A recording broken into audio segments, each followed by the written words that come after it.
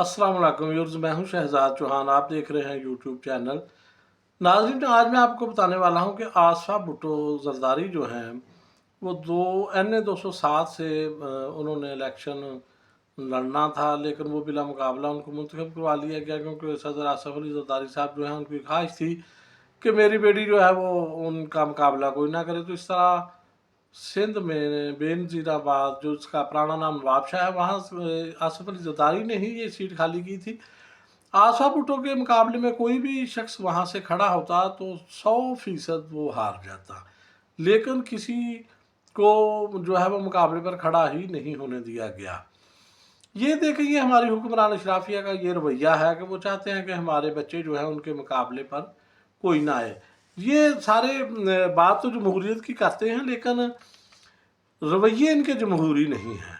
पाकिस्तान का अलमिया ही ये है कि पाकिस्तान में आज तक जमहूरियत वो पनप नहीं सकी। उसकी वजह ये है कि ये जो बड़े ख़ानदान हैं, सियासी ख़ानदान, ये समझते हैं कि हम मुल्क के जो मालिक मुख्तार हैं।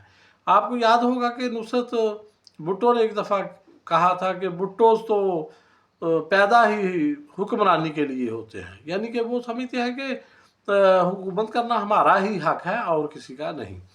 तो इन लोगों ने वैसे ही जमहूरियत का लबादा उड़ा हुआ है। ज़हनी तौर पर ये इनके रवैये जमहूरी नहीं है। तो आशा भुट्टो जब मुंतखब हुई तो अब उनको हलफ उठाना था, तो हलफ उठाने के लिए स्पेशल कौमी असम्बली का इजलास बुलाया गया। तो आशा भुट्टो जो हैं वो, आपको पता है कि पाकिस्तान की खतून अव्वल भी हैं। तो खतून अव्वल जो है उसके लिए इजलास बुलाया गया। करोड़ों रुपया एक असम्बली के इजलास पर खर्चा आता है। अभी ये देखें, ज़िमनी इलेक्शन जो कल हुआ है तो 5 MNAs मुंतखब हुए हैं। तो छठी जो थी वो आशा भुट्टो थी। अब जब इनके ये 5 MNAs जो मुंतखब हुए हैं, इनके जब हलफ होंगे तो साथ ही आशा भुट्टो का भी हो जाना था। लेकिन वो तो फिर आशा भुट्टो तो फिर आम जो है वो MNA के बराबर ही समझी जाती, इसलिए उनको थोड़ा सा मुनफरद जो है वो पेश किया गया। जैसे कि आपको याद होगा कि पिछली जब 16 माह की PDM की हुकूमत बनी थी तो उस वक़्त बिलावल भुट्टो वज़ीर ख़ारजा बने थे। तो बिलावल भुट्टो ने मुसद्दक मलिक के साथ हलफ उठाने से इनकार कर दिया था। उन्होंने कहा था जी मुझसे अलहदा हलफ लिया जाए अकेले से, यानी कि वज़ीर भी बनना है। आप में इतनी फिर गैरत है तो आप वज़ीर ही ना बने, आप तो पार्टी के चेयरमैन हैं। तो मुसद्दक मलिक इतने खूबसूरत आदमी हैं, पढ़े लिखे साफ शफाफ आदमी हैं, तो उनको यानी कि अपने से कमतर समझते हुए वो मुसद्दक मलिक के साथ बिलावल ने जो है उस वक्त हलफ उठाने से इनकार कर दिया था। तो बिलावल का फिर अलहदा हलफ जो है वो लिया गया था। तो इस तरह आप ये देखें कि ये बेनज़ीर भुट्टो जो थी, उन्होंने 4 इलेक्शन लड़े थे और चारों ही जीते, और बड़े बड़े मार्जिन से वो जीता करती थी, लेकिन कभी उन्होंने बिला मुकाबला मुंतखब होने की कोशिश नहीं की। ये गलती जो है इससे पहले जुल्फ़िकार अली भुट्टो ने की थी।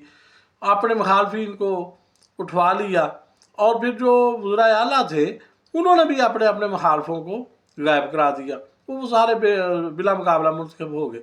तो इस तरह के रवैये जो हैं, इससे जमहूरियत नहीं पनप सकती, और ना ही इससे कोई जमहूरियत का फ़ायदा होगा। ये जो नई नस्ल है, नौजवान नस्ल है, वो इमरान खान के पीछे क्यों है? उसकी वजह यही है, इन लोगों के जो शरीफ ख़ानदान है या जरदारी ख़ानदान है, इनके जो रवैये हैं उस वजह से ये नौजवान नस्ल जो है ये नालां है। इन लोगों को ये समझ नहीं आ रही, तो वो अब कहते हैं जी नौजवान नस्ल जो है वो इमरान खान के पीछे लगी हुई है, ये वो। ये सारी समझ शऊर इमरान खान ने ही नौजवान नस्ल को दिया है। तो अभी आशा भुट्टो ने जब वो हलफ उठाया तो PTI ने वहाँ पर शोर शराबा हंगामा रही शुरू कर दी। आपको याद होगा कि 2018 में इमरान खान को वज़ीर आज़म का हलफ उठाने के बाद जो है वो तकरीर नहीं करने दी गई थी, शोर शराबा इतना किया गया। और यही फिर जब अभी शहबाज शरीफ जो है वज़ीर आज़म बने तो उनको भी PTI ने फिर वो तकरीर नहीं करने दी, इतना उन्होंने शोर शराबा किया। तो अभी आशा भुट्टो का जब हलफ था तो पीपल्स पार्टी को ये उम्मीद थी कि शायद आशा भुट्टो को आराम से हलफ उठाने दिया जाएगा, चूँकि वो बेनज़ीर भुट्टो की साहबजादी हैं और सदर आसफ अली जरदारी की साहबजादी हैं, तो इसलिए। लेकिन PTI जो है उसने अपना बदला ले लिया, और वो सभी आशा भुट्टो पर तो PTI को कोई गुस्सा नहीं था। असल में PTI को गुस्सा तो आसफ अली जरदारी اور بلاول بھٹو زرداری پر تھا۔ پی ٹی آئی یہ سمجھتی ہے کہ ہمارے ساتھ جو کھیل کھیلا جا رہا ہے عدم اعتماد سے لے کر اب تک، اس میں پیپلز پارٹی برابر کی شریک ہے۔ اور آپ کو یاد ہوگا کہ بلاول بھٹو نے تو یہ باقاعدہ تسلیم کیا تھا کہ عمران خان صاحب آپ کے خلاف سازش جو ہے وہ بلاول ہاؤس میں تیار ہوئی تھی، تو اس کے بعد تو پھر کوئی ابہام نہیں رہ جاتا۔ تو پھر آصفہ بھٹو جب حلف اٹھا رہی تھی تو پی ٹی آئی نے اتنا شور شرابہ کیا تو وہ پیپلز پارٹی والوں کو بڑا ناگوار گزرا۔ تو پیپلز پارٹی والے جو ہیں وہ پھر ایوان سے واک آؤٹ کر کے بلاول بھٹو سمیت، تو جو پی ٹی آئی چاہتی تھی وہ ان کو پھر مل گیا۔ تو انہوں نے جو ہے وہ آصفہ بھٹو کو نہ آرام سے حلف اٹھانے دیا اور نہ ہی پھر آصفہ بھٹو اس کے بعد تقریر کر سکی ہیں۔ تو اس طرح یہ جو رویے ہیں ایک دوسرے کی خلاف ہنگامہ رائی کے اور بات نہ کرنے دینا، اس کو ختم ہونا چاہیے، یہ روایت درست نہیں ہے۔